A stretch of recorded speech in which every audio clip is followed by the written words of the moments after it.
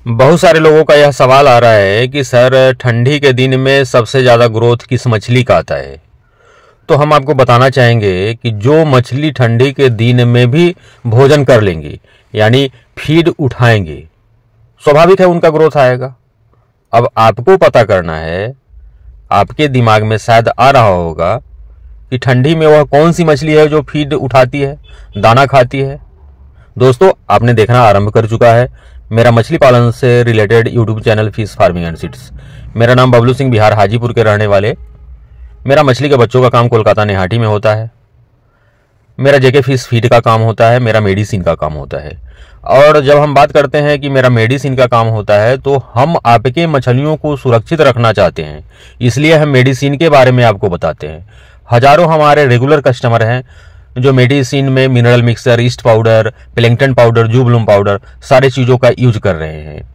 और कभी कभी आपके मछलियों में बीमारी लग जा रही है, और यह सीजन तो भी उस तरह का आ गया है जब अनेकों लोगों की मछलियां बीमार पड़ रही हैं। किसी को लाल धब्बे, लाल चकत्ते की बीमारी, कनखुरे यानी गलफरे को गलने की बीमारी, अनेकों तरह की बीमारियां लग गई है।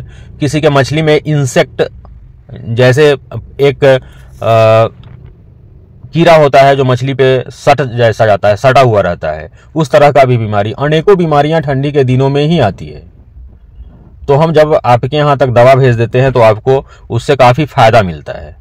चलिए बात आगे बढ़ाते हुए हम बताते हैं आपको कि आपके दिमाग में यह चलते रहता है कि ठंडी के दिनों में, चूंकि नवंबर से ठंडी आरंभ हो चुका है, थोड़ा बहुत दिसंबर, जनवरी, ये 2 महीना काफ़ी ठंडी रहने वाला है।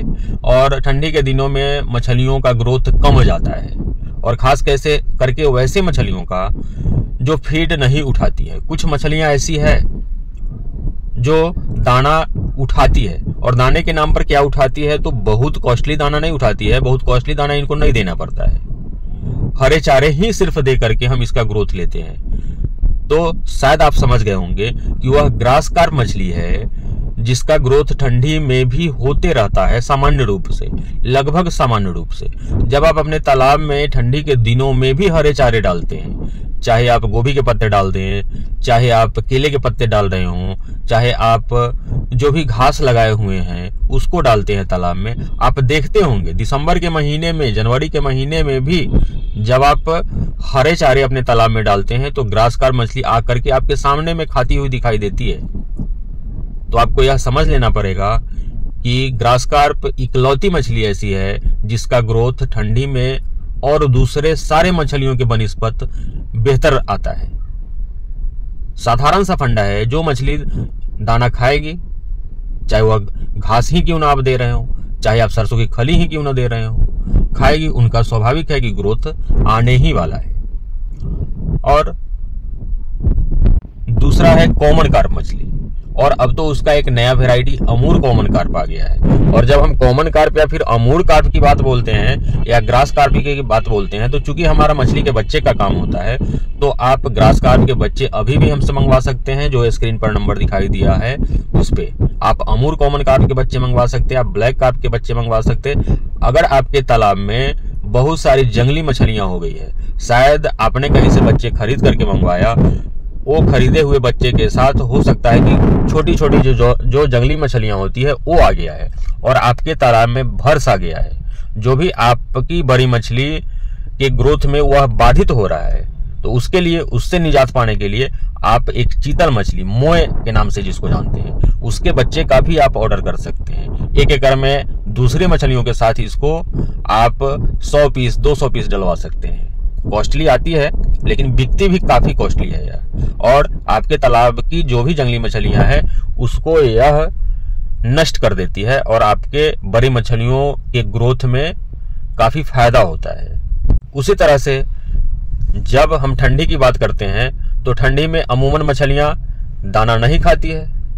उसके लिए आपको क्या करना पड़ेगा, अपने तालाब में यह सुनिश्चित करना पड़ेगा कि अपने तालाब में प्लैंकटन बना हुआ रहे, प्राकृतिक भोजन उसमें बना रहे। इसके लिए फाइटोप्लैंकटन आता है, प्लैंकटोल नाम से एक प्रोडक्ट हम लोग का आता है, वह आप अपने तालाब में डालिए। जब आपके तालाब में प्लैंकटन बना हुआ रहेगा, जब मछली को इच्छा होगा वह आकर के प्लैंकटन खा लेगी।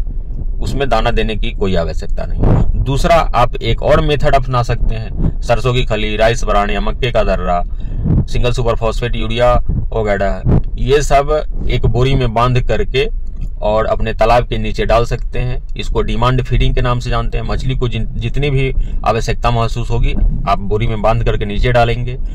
जितना उसको इच्छा होगा, जब इच्छा होगा तो खाती रहेंगी। खास के लिए ठंडी के दिनों के लिए हम बता रहे हैं। और जो लोग हमारे रेगुलर कस्टमर हैं मेडिसिन का, वे उनसे हम बताना चाहेंगे कि आपके तालाब में ठंडी के दिनों में बीमारी नहीं लगे, इसके लिए आप कांटेक्ट करिए। 1-2 प्रोडक्ट हम पहले ही आपके यहाँ भेज देंगे। जैसे हम बरसात के दिनों में आपसे बताते हैं कि आप अपने फार्म पे जियोलाइट और ऑक्सीजन टेबलेट 2 प्रोडक्ट आप अवश्य रखिए। आपके तालाब में बरसात के दिनों में जिस तरह से ऑक्सीजन का प्रॉब्लम हो जाता है, होता ठंडी के दिनों में भी है ऑक्सीजन का प्रॉब्लम, लेकिन उतना नहीं होता है जितना कि बरसात के दिनों में। उसी तरह से अपने मछलियों को, जो भी तालाब में है आपका मछली, उसको बीमारी नहीं लगे, इसके लिए एक प्रोडक्ट सिप्रो आता है। इसको आप कम से कम 1 लीटर अपने यहाँ मंगा करके रख लीजिए, और न सिर्फ मंगा करके रख लीजिए, ऐसे ही आप तालाब में छिड़काव कर दीजिए। आप लोगों को लगता है कि यह पैसा मेरा बर्बाद जा रहा है, नहीं, ऐसा नहीं होता है। सपोज कीजिए कि कुछ पैसों के लिए 1000-1200 रुपए अगर आपके तालाब में लगने वाले हैं, उसको आप नहीं लगाएंगे, अगर 10,000 का मछली आपका बीमार होकर मर जाएगी तो कितना नुकसान आपका हो जाएगा। कोई भी प्रोडक्ट मंगाने के लिए आप जो स्क्रीन पर नंबर दिखाई दे रहा है, उस पर आप कांटेक्ट करेंगे। दूसरा, जिनको भी मेरे साथ मिल करके बड़ी मछलियों का काम करना है अपने एरिया में, खास करके बिहार में, हमसे मंगाइए। हम बंगाल से आपके यहाँ तक गाड़ी भेजेंगे, आप उसको सेल आउट करिए। बहुत बहुत धन्यवाद।